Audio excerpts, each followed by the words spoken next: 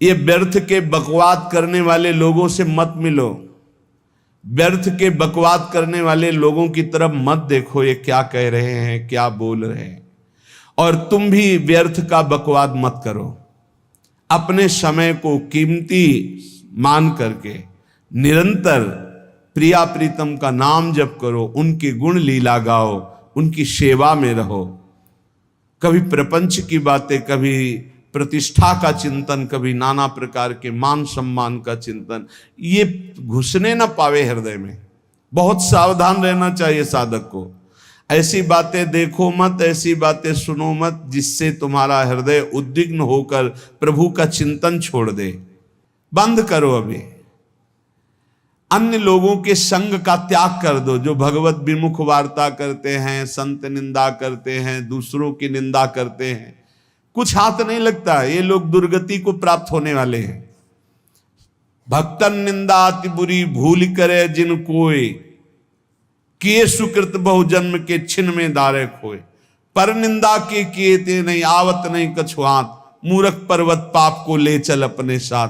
तो अलम कश्यापि संगत्या, ऐसा संग मत करो जिनके पास बैठने से भक्त निंदा, जन निंदा, भगवत निंदा हो। ऐसे से दूर रहो। अलम बंद कर दो ऐसे लोगों का संग।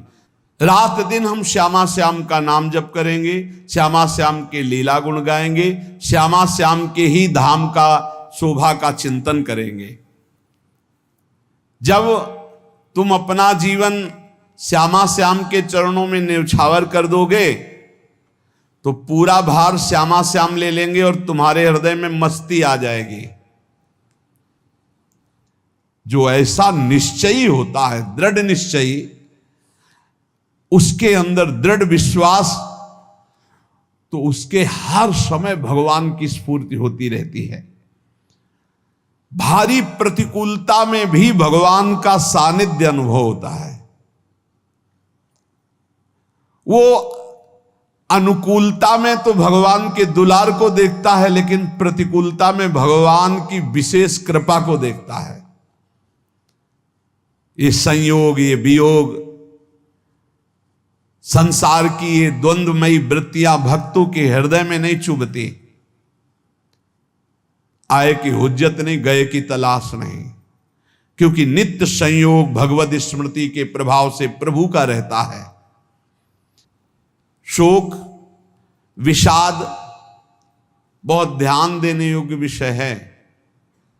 तभी लोगों को ऐसा लगता है कि ऐसा कैसे हो सकता है। भक्त के चरित्रों को जब सुनते तो लगता है ऐसा कैसे हो सकता है, ऐसी परिस्थिति में भी ऐसा कैसे हो सकता है।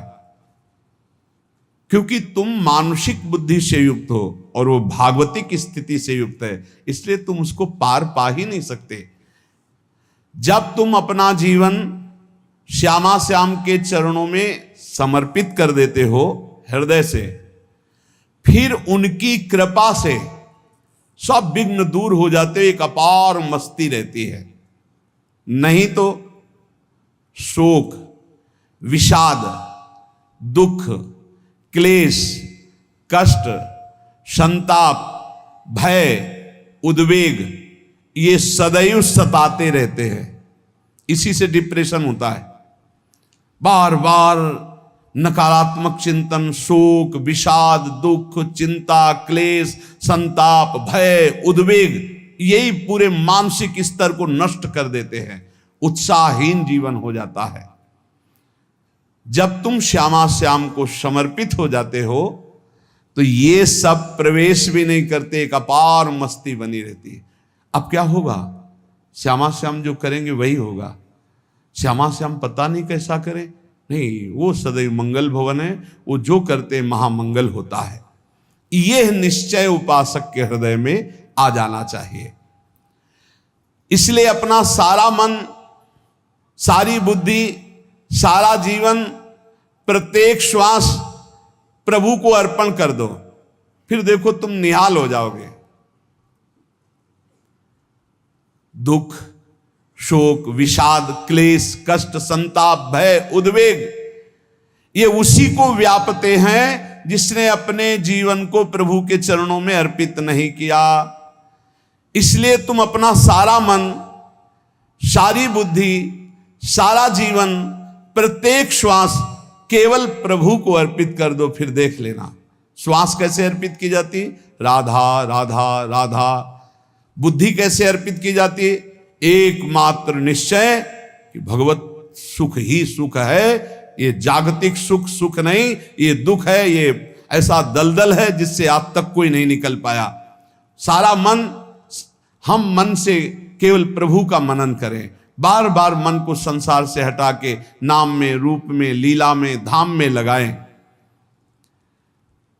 बहुत प्रसन्नता हो जाती है उस उपासक के हृदय में जो अपना मन बुद्धि प्रभु के चरणों में अर्पित कर देता। भगवान ने तो इसको बहुत उत्तम स्थिति बताया है कि मेरे से कभी वो अलग हो ही नहीं सकता यदि मन बुद्धि अर्पित कर दिया।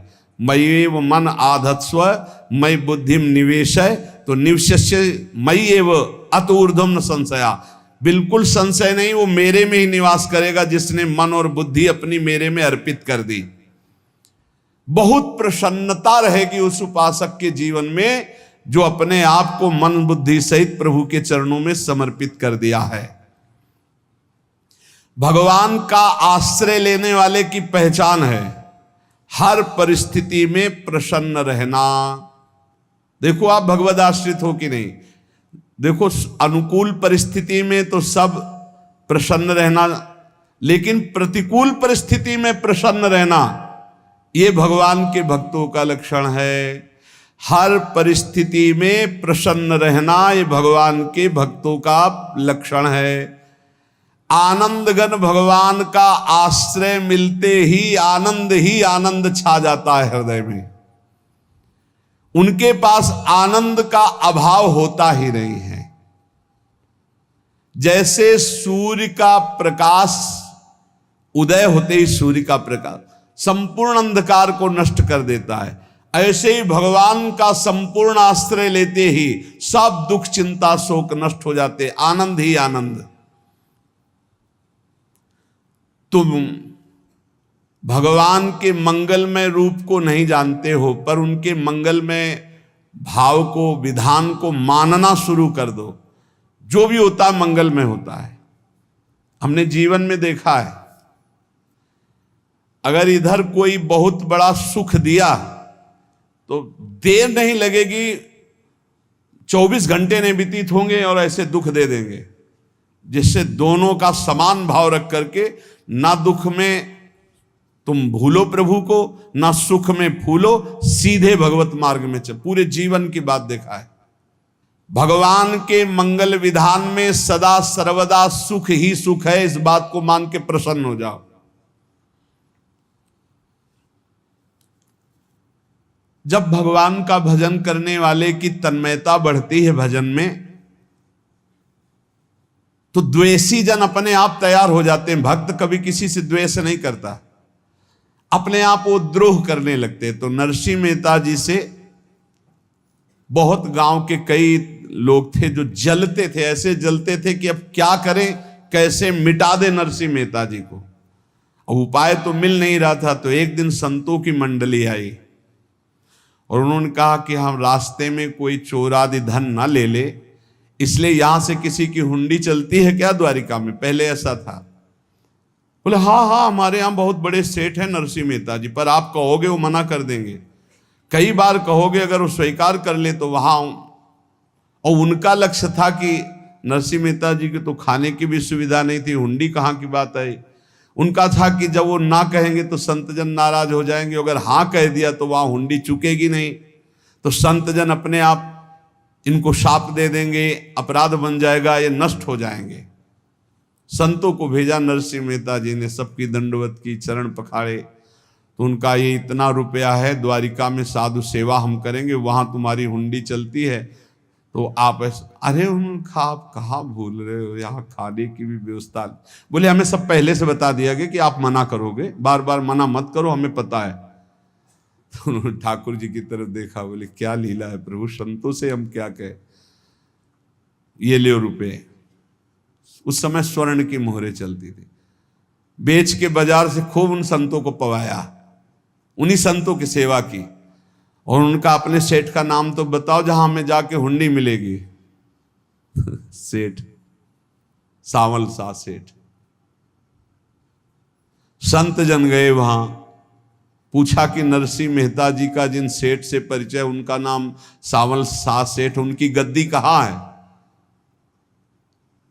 तो जो कुछ भक्त थे वो द्वारिकाधीश की तरफ संकेत करते कि वही हैं।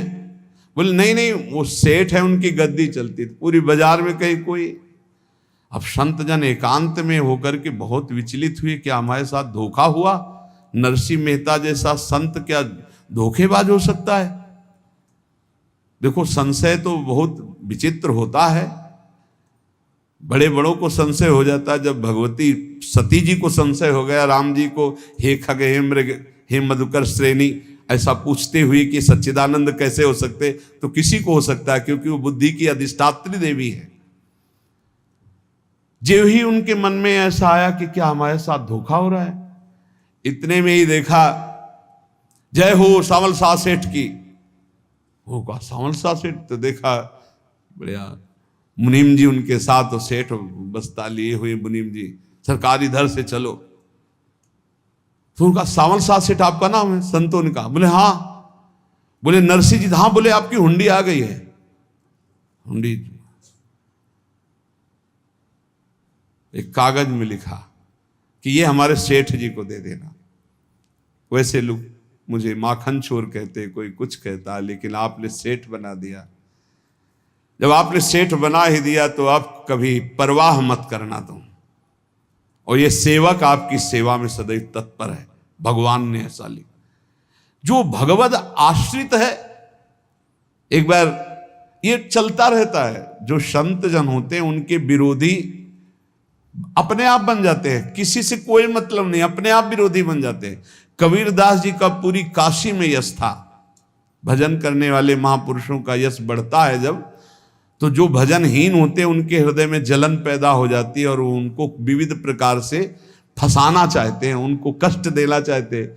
तो कबीरदास जी के यश को धूमिल करने के लिए कुछ ब्राह्मणों ने एक रचना रची। मुड़ मुड़ा के कबीरदास जी के शिष्य बन करके पूरी काशी के सब आश्रमों में निमंत्रण दे आए। कल भंडारा है, संत सेवा है, सबने स्वीकार किया। कबीरदास जी अपनी दिनचर्या करके निकले तो संत मंडली आने लगी। बोले कै बजे सेवा है? साधु सेवा। बोले कौन सी साधु सेवा? बोले कल आपके शिष्यजन निमंत्रण दे के आए, पूरी काशी के सब संत आ रहे हैं।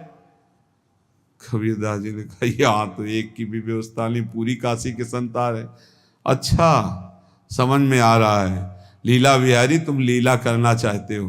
गए अपना निकल गए गंगा किनारे, एक झाऊ के नीचे बैठकर अपना भजन ध्यान में मगन है। 11-12 बजे तो उन्होंने देखा संतों की मंडली, अब काशी तो बहुत।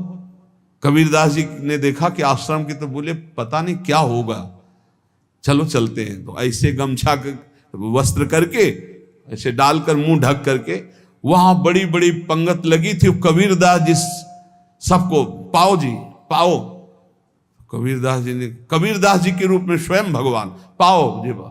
कबीरदास जी ने कहा अच्छा, जब स्वामी परस रहे तो हम भी बैठ के पा ले। तो जब उसी पंगत में बैठ गए अपना कपड़ा ढक करके, और जब मोहरे की दक्षिणा दे रहे थे सब लोग कि वाह कबीरदास जी ने आज तो साधु से। सबको जब कबीरदास जी के सामने आए तो ऐसे मुंह ढके, बोले देखो जो मेरा होता है उसे मुंह छुपाना नहीं पड़ता, मुंह ढकला नहीं पड़ता। लो दक्षिणा, तुम भी दक्षिणा लो। कबीरदास जी को कबीरदास जी दक्षिणा दे रहे, और वो कबीरदास जी है भगवान, और ये पाले वाले कबीरदास जी है भगवान के जन। कभी भगवान अपने, अरे जमाने जोर लगा ले, कितना जोर लगाएगा, भक्त और भगवान का झंडा कभी न झुकने पाएगा। बिल्कुल चिंता, शोक, भय, उद्वेग रहित जीवन भगवद आश्रित। तुम भगवान के मंगल विधान में सदा सर्वदा प्रसन्न रहो। अब ये विचार कर लो कि भगवान जो करेंगे तुम्हारा मंगल करेंगे। अब थोड़ा ऐसा बीच में लगता है कि अमंगल हो रहा है क्या, लेकिन पक्का समझो बहुत बड़ा मंगल उनका विधान होता है। बहुत ही उत्तम मंगल होता है भगवान के शरणागत का।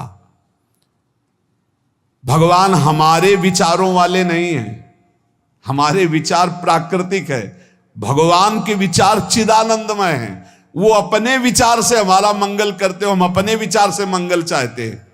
भगवान के विचार से मंगल ही हमारा होगा, इसलिए कभी हमको चिंता शोक भय नहीं करना चाहिए। भगवान की ओर से कभी तुम्हारे लिए ऐसा विधान नहीं होगा कि तुम दुखी हो जाओ, बस तुम्हारी सोच हो सकती है, उसका परिणाम बहुत मंगल होगा। जगत की ओर से निराश हो जाओ, किसी से आशा मत रखो, फिर आप देखो आपका जीवन कैसा आनंदमय व्यतीत होता है। ये जो जगत की आशा है यही दुख प्रदान करती, सच्ची जगत की आशा ही दुख प्रदान करती है। अगर जगत से कोई संबंध न रखा जाए और भगवत भाव में रहकर तो बहुत अच्छा जीवन चलेगा। अपने कर्तव्य का पालन करो, परिवार को भगवत स्वरूप मानकर पोषण करो, किसी से कोई संबंध मत रखो, कोई आशा मत रखो, यही अध्यात्म सिखाता है। अपने आप भगवत स्वरूप, सबका व्यवहार मंगलमय और आपका जीवन मंगलमय। अपने घर में ऐसे रहो जैसे किसी अतिथि के घर में रह जाता है, चलना है यहां से जाना है। कौन रहता है अपने घर में अतिथि की भांति? भगवान का भक्त। जाना है यहां से, अपनी प्रिया प्रीतम के पास जाना। ये हमारा घर नहीं है, यहां तो हम समय व्यतीत कर रहे हैं, अपनी आयु व्यतीत कर रहे हैं भगवत आराधना करते हुए। हमें जाना है प्रिया प्रीतम के पास।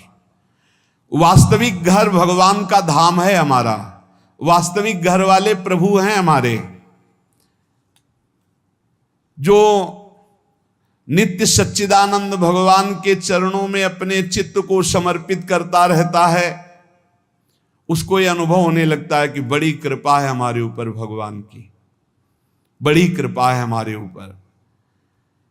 सर्वसमर्थ परम सुहृद भगवान ऐसे भक्त के ऊपर हर समय वरद हस्त रखे रहते हैं। ये केवल प्रवचन नहीं, सच्ची बात मानिए। ऐसे भगवान का वरद हस्त हर समय रहता है। जब भगवान की छत्र छाया में भक्त अपने को देखता है तो आसपास घोर विपत्तियों का भी समुदाय हो तो भी वो आनंद में मगन रहता है। हर हालत में आनंदित रहना ये भक्त का स्वभाव है।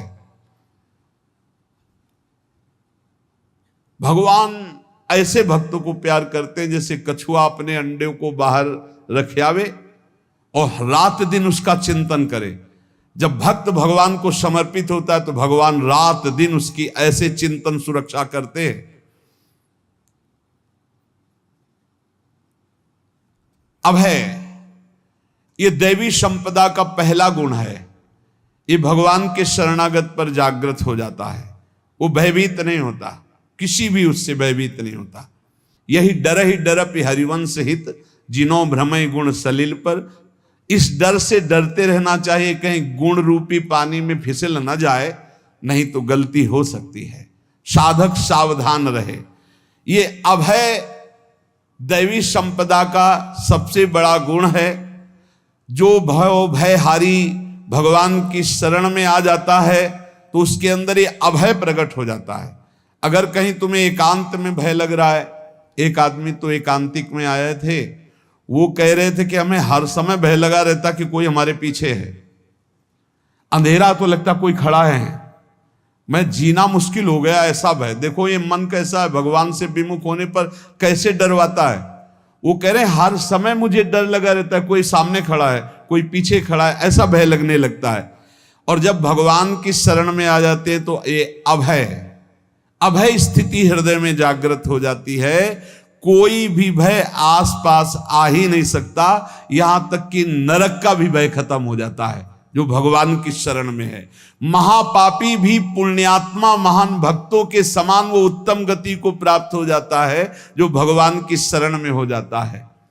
पर ये जो भोगों का आश्रय लिए हुए हैं, मनमानी आचरण कर रहे हैं, ये कभी उस अभय को जान ही नहीं सकते कोई अभय पद है क्या।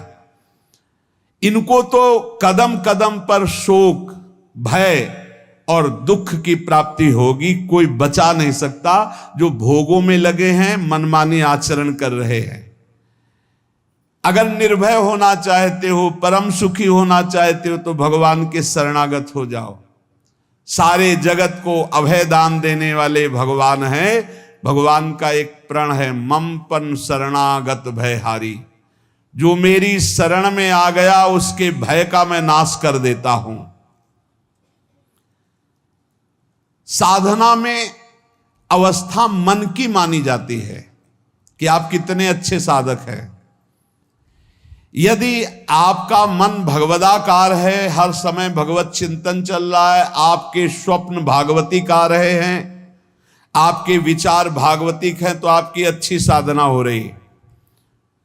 और यदि आपके स्वप्न गंदे आ रहे हैं, क्योंकि स्वप्न में मन का ही सारा खेल होता है, और आपकी चिंतन वृत्ति वासनात्मक चल रही, तो अभी साधना का प्रभाव मन पे नहीं पड़ा है। जिसका मन हर समय भगवत चिंतन करता रहता है, वो जीते जी जीवन मुक्त हो जाता, अनुभव होता है। जैसे किसी ने कहा कि हमें कैसे पता चलेगा कि हमारा काम हो गया है, तो जैसे आप भोजन पा लेते हैं तो किसी दूसरे से गारंटी थोड़ी लेनी होती कि हम छक गए हैं क्या, आप जरा बताना हम छक गए हैं क्या।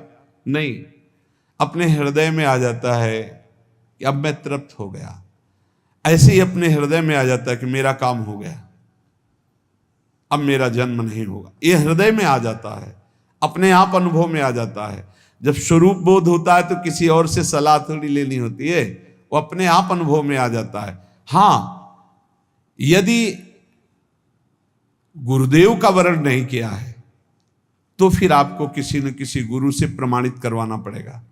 और अगर गुरुदेव का वर्ण किया है तो वही मंत्र, वही नाम, वही गुरु शरणागति आपको अंदर से पुष्ट कर देगी कि आपका काम हो गया है। विषय चिंतन करता हुआ मन विषय आसक्ति को प्राप्त होता है। विषय आसक्ति को प्राप्त हुआ मन बार बार जन्म मरण और नरक को प्राप्त होता है। बस ये विषय चिंतन हटाना ही प्रमुख कर्तव्य साधना का है। बार बार मन को विषयों से हटा करके प्रभु के नाम में लगाओ, प्रभु के रूप में लगाओ, प्रभु की लीला में लगाओ। जहां भगवान प्रकट होते हैं वहां परमानंद की बाढ़ आती है। पर ये ध्यान रखें, गुलाब का फूल कांटों में खिलता है, उसकी सुगंध लेनी, फूल लेना है तो कांटों से बचाकर। ऐसे ही जब आप भगवत चिंतन के लिए चलेंगे तो आपका चिंतन चुराने के लिए माया विविध नाटक करेगी, कांटे फैलाएगी। कोई तुम्हारी निंदा करेगा, कोई अपमान करेगा, कोई उपहास करेगा, तुम्हारी अव्यवस्था हो सकती है, तुम्हारी परिस्थिति बहुत भयावह हो सकती है। इन परिस्थितियों में भी भगवत चिंतन का तार ना टूटने पावे तो आगे गुलाब का फूल है। जैसे कांटे से बचाकर गुलाब का फूल लेते हैं और भगवद अर्पित करके सौरभ का सुख लेते हैं, ऐसे ही भगवान के प्रेमानंद का अनुभव करने के लिए संसार के कांटों से बचना होगा। और खिलेगा यही फूल संसार में ही, मनुष्य देह में, और योनियों में नहीं। भगवत प्राप्ति स्वर्ग में नहीं होगी, इसी मृत्यु लोक में होगी। पहले मन नहीं लगता भगवत चिंतन में, भगवत चिंतन जबरदस्ती करना पड़ता है। भगवत चिंतन जे ही प्रारंभ करोगे ते ही बहुत बाढ़ आ जाएगी पाप चिंतन की। ध्यान दीजिए, बहुत लोग प्रश्न करते रहते हैं कि हम जब भजन में बैठते हैं तो बहुत गंदी बातें आती, मन बड़ा चंचल होता है, भाग जाता है। ऐसा प्रारंभ में जब कोई भगवत चिंतन प्रारंभ करता है तो उसका मन विषयों में भागता है, गंदी बातों में भागता है। अब लोग कहते पहले तो हमारा चिंतन बढ़िया होता था, अब चिंतन नहीं होता। तो कोई सिद्ध पुरुष थोड़ी हो गए, तुम्हें जबरदस्ती चिंतन करना होगा। जगत के प्राणी में जहां मन जाए तो इसमें भी भगवान, पदार्थ में मन जाए तो उसमें भी भगवान, जहां जहां मन जाए वहां वहां भगवान देखो, या मन को हटाकर नाम मंत्र में लगाओ। ऐसे भगवत स्मृति जागृत की जाती है, बार बार प्रयास करना होता है। कई लोग ये प्रश्न करते हैं कि हमसे बड़े पाप हो गए तो क्या हमें भगवान की प्राप्ति हो जाएगी? तो यहां कह रहे हैं भगवान किसी के पूर्व जीवन को नहीं देखते हैं, वर्तमान के भजन को देखते हैं। पकड़ो इस बात को। अगर वर्तमान में आज आप सुधर गए हो, नाम जप कर रहे हो, तो आप भक्त हो। ये गीता जी में भगवान ने कहा, अपिचेत सुदुराचारो भजते माम अनन्य भाग साधुरेव समन्तव्या सम्यक व्यवसिता। ऐसा बहुत दुराचारी पहले रहा है, बाद में उसके मन में आ गया कि भगवान के सिवा हमारा कोई कल्याण करने वाला नहीं, हमारा कोई नहीं। तो भगवान कहते हैं मैं उसे साधु ही मानता हूं, उसे साधु बना देता हूं। भगवान किसी के पूर्व जीवन को नहीं देखते। बहुत बढ़िया बात है। कल तक हम क्या करते रहे भगवान नहीं देखते, आज क्या कर रहे हो ये देखते हैं। यदि आज आप भजन में लग गए हो, अच्छे आचरण कर रहे हो, तो आपको भगवत प्राप्ति हो जाएगी। भगवान ये नहीं देखते कि पूर्व में पुण्यात्मा रहा है कि पापात्मा रहा है। भगवान वर्तमान में देखते कि मेरा भजन कर रहा है, बस इसी से कल्याण कर देते हैं। पकड़ो इस बात को, तो कभी प्रश्न नहीं उठेगा कि क्या हमको भी भगवत प्राप्ति हो सकती है क्या। हमारा मन यदि श्री भगवान को चाहने लगे तो श्री भगवान हमारे मन में ही आकर बस जाएंगे।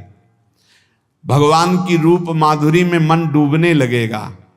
यथार्थ सत्य, जो भगवान से थोड़ा भी प्यार करने लगे हैं, उनके हृदय में भगवान की उनकी भावना के अनुसार झलक आने लगी है। हृदय में प्रभु के आते ही अनंत जन्मों के संस्कारों का नाश हो जाता है। इसलिए तुम अपने पहले वाले घृणित जीवन को याद भी मत करो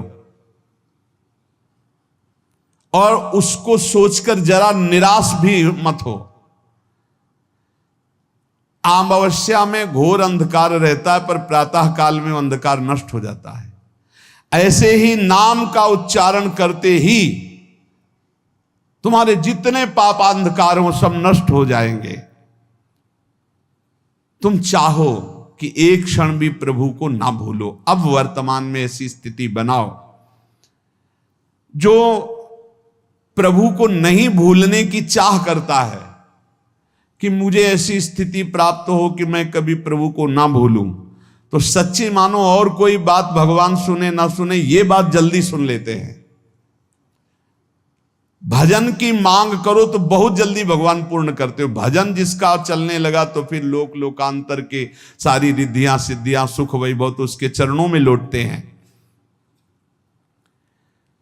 जब हम प्रभु से प्रभु का स्मरण न मांगकर भोग मांगते हैं, तभी हमारा भजन रुक जाता है, भजन नहीं चल पाता। यदि हम प्रभु से केवल भजन मांगे तो विश्वास करो ब्याज में सब हो जाएगा।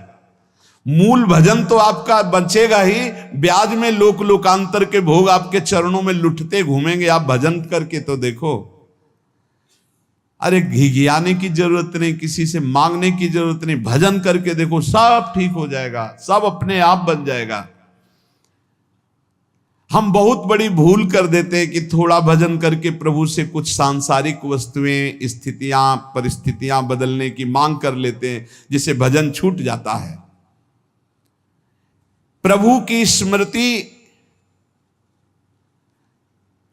इतनी महान है कि जिन्होंने बैर भाव से प्रभु का स्मरण किया उनको भगवान की प्राप्ति हो गई। जैसे कंस आदि भगवान से बैर ही तो रखते थे, लेकिन भगवान की स्मृति रहती थी। स्मृति ने उनको भगवत प्राप्ति करा दी। स्मृति में महान सुख है, पर वो जब भक्ति रस से युक्त स्मृति होती तब माधुर्य रस, प्रेम रस का अनुभव होता है। कल्याण तो वैर भाव से स्मरण करने वालों को भी प्राप्त हो गया। यदि आप भक्त हो और ये चाहते हो कि आपकी भागवती की स्थिति बहुत जोर की हो, तो हम आपसे प्रार्थना करते हैं कि रोज प्रभु से एक ही बात मांगिए, मुझे अखंड स्मृति दीजिए। अर्जुन जी को पूरी गीता जी सुनने के बाद यही मिला, नष्टो मोहा स्मृति लब्ध्वा। स्मृति, प्रभु आप हम पे ऐसी कृपा कर दो कि हमारे हृदय में किसी और व्यक्ति, वस्तु, स्थान की स्मृति न रह जाए, केवल आपकी स्मृति रह जाए। ये चाह भगवान बहुत जल्दी पूर्ण कर देते हैं यदि उपासक हृदय से ये बात मांगे। भगवान की कृपा से ही ऐसा हो सकता है कि अखंड स्मृति ये कर्म फल से नहीं मिलती है। प्रभु के प्रति निर्भर होकर जो दैन्यता पूर्वक प्रभु से मांगता है और हर समय अभ्यास करता रहता है भगवत स्मरण का, उसको ये स्मृति मिलती है। और स्मृति मिल गई तो इससे बड़ी कोई स्थिति नहीं, हर समय भगवान का स्मरण। प्रभु से मन प्रतिपल नया नया स्वाद लेकर के आसक्त होता रहता है, नवम नवम। प्रभु कभी बासी नहीं होते।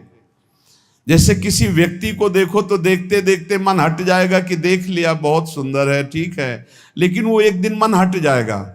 और प्रभु की सुंदरता नवम नवम है, प्रभु के नाम का स्वाद नवम नवम है, प्रभु की लीला का स्वाद नवम नवम है, प्रभु के धाम की शोभा नवम नवम है। जैसे आचार्य महाप्रभु हरिवंश चंद्र जी कहते, नयो नेह नवरंग नयो रस नवल श्याम वृषभानु किशोरी, नव पीतांबर नवल चूनरी, नई नई बूंदन भींजत गोरी, नव वृंदावन हरित मनोहर, नव चातक बोलत मोर मोरी, नव मुरली जो मल्हार नई गति, सब कुछ नया। तो नवम नवम प्रभु प्रतिपल नवम नवम प्रभु का रूप, प्रियाजू का नवम नवम, अबहीं और अबहीं और अबहीं और है। तो कहते हैं जब मन निरंतर स्मृति में डूबता है तो जब प्रभु की रूप माधुरी प्रकाशित होती तो ऐसी नवम नवम कि कभी ये नहीं होता कि रूप बासी हो गया। ये वही रूप है जो हमने अभी देखा था, नवम नवम। इसलिए आनंद की उफान आती रहती है उपासक के हृदय में। ऐसी प्रियता, ऐसा आनंद बिना भजन के नहीं अनुभव में आएगा। इसलिए तुम विश्वास करो, तुम्हें बहुत सुंदर सुख मिलने वाला है, आगे अपार सुख मिलने वाला है। ये थोड़ा दुख का समय काट लो, जब तक जीवन है ये दुख सुख की लहर आती रहेगी, आप इसको सह जाओ, आगे बहुत आनंद है, विश्वास मान लीजिए, बहुत आनंद है। जो ये विश्वास कर लेता है वो प्रभु के मार्ग में चलकर प्रभु को प्राप्त कर लेता है। नहीं तो इतने रोड़े हैं कि आप ऊब जाओगे, बहुत रोड़े हैं। जो प्रभु के मार्ग में चलता है तो माया के बहुत से पार्षद अपना प्रभुत्व दिखाने उनके पास आते हैं, महिमा अपनी दिखाने, पर वो किसी वस्तु स्थिति अवस्था प्राणी पदार्थ का प्रभाव स्वीकार ही नहीं करता, क्योंकि भगवत स्मृति परायण है, भगवान की कृपा पर विश्वास है, इसलिए उसको कोई फंसा नहीं पाता। वो नित्य निरंतर प्रभु से घुला मिला रहने के कारण उसकी मस्ती में कोई फर्क नहीं पड़ता। माया का प्रभुत्व रखने वाले उसे फंसाने की चेष्टा करते हैं, पर उस पर किसी का असर नहीं होता। वो कहीं लिप्त नहीं होता, वो कहीं दुखी सुखी नहीं होता, वो हर समय प्रसन्न रहता है। तुम देखो, हर समय प्रसन्न रहते हो? यदि नहीं तो तुम किसी व्यक्ति वस्तु का आश्रय लिए हुए, प्रभु का नहीं। अगर हां तो हर समय प्रभु का स्मरण चलना चाहिए, हर समय प्रभु के आश्रित हो, फिर देखना ये आनंद, ये प्रसन्नता क्या रूप रखती है। बड़े बड़े मस्त संतों को देखा, मस्त ऐसे उन्माद में मस्त है, उस सुख के लिए ललचाओ। कब तक जन्मते मरते रहोगे, कब तक बार बार दुख भोगते रहोगे, कब बड़ा प्रपंच है ये। भगवान का स्मरण परम पुण्यात्मा पुरुष का हृदय माना जाता है, बहुत पवित्र हृदय, बड़ा पुण्यात्मा हृदय जिसमें भगवान का स्मरण। भगवान का विस्मरण पापात्मा पुरुष, भयानक विपत्ति दुर्भाग्य आते हो। सुदृढ़ निश्चय करो, अब हम भगवान के स्मरण में अपना समय व्यतीत करेंगे। मेहनत करो, कार्य करने के लिए कोई मना नहीं, आप नौकरी करो, किसानी करो, व्यापार करो, पर अंदर अंदर भगवत स्मृति, भगवत स्मृति ही सबसे बड़ी स्थिति है। अब चाहे हम जीवित रहें, चाहे हमारे मरण जैसी विपत्ति आ जाए, चाहे सब हमसे हट जाए, चाहे सब हमको नमन करें, अब हम दृढ़ निश्चय करके केवल भगवान के स्मरण करते हुए इस संसार के बीच समय व्यतीत करेंगे। अब हम चूकने वाले नहीं। ये नियम लीजिए, चाहे जीवन रहे या ना रहे, चाहे मरण जैसा कष्ट आ जाए, चाहे सब वियोग हो जाए, सब चले जाए, चाहे सब संयोग हो जाए, सब नमन करें, अब हम प्रभु का स्मरण नहीं छोड़ेंगे।